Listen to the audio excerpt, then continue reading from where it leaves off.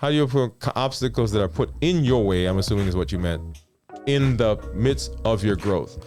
Well, one of the things, well, first of all, obstacles are going to come, like we just said, right? They're coming. And often one of the things that happens is that we don't anticipate obstacles coming. Right? So that's the first thing. So we think, hey, we're gonna make this big change. We're gonna have this tremendous growth, which is great. And we've got this vision, but we don't anticipate, hey, somebody, something, somehow, some way is gonna pop. So first of all, we've got to anticipate it, because if we don't anticipate it, it's gonna throw us. And then we have to have thought. What am I going to do when that obstacle comes? And you may not know what it is. If there's a delay in what I want to do, what do I do? If someone who's going along with me decides they don't want to go as fast, what am I going to do? If this thing that I decide I want to do and I'm almost there, and then I decide, hey man, that's not what I want to do after all, what do I do at that point? Am I able to pivot? So coming up with those strategies ahead of time is another thing that we want to do. And then remember that our goal, the things that we're doing, are things that take time. And so perhaps we need to slow down a little bit.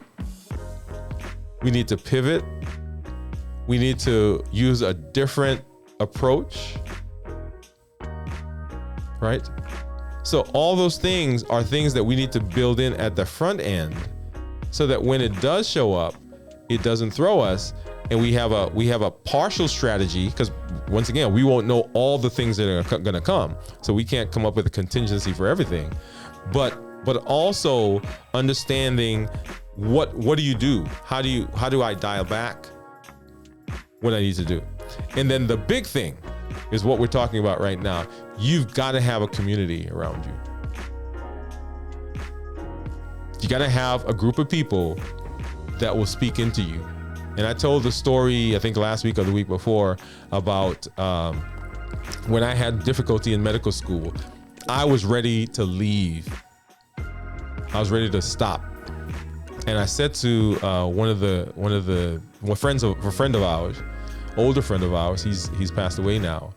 And I said to him, I said, man, doc, I don't think I can do this. I think I'm done. And he said to me, Dr. Wood, you can do this. Dr. Wood, you can do this. And he never again, when he spoke to me, I don't know if when he talked to other people, he never again said to me, he never called me Dwayne again. Every time he saw me, it was Dr. Wood, Dr. Wood. So this was an example of this man speaking into me his expectation that I was going to succeed. He was talking to me as though I've already succeeded. And you've got to have people around you that when you can't, when your vision is dim, and be honest, right? Even though you have the best vision and you got all the plans, there are going to be some times when you come up, when you wake up one day and you're like, man, I don't see how this thing's going to work out anymore. And on that day, you need that community that's going to say, come on, nah, we doing this. We're carrying you through, right? Until you see it again, because we caught it with you and we know you can do this. So that's how you do it. That's how you make it in the midst of all of that.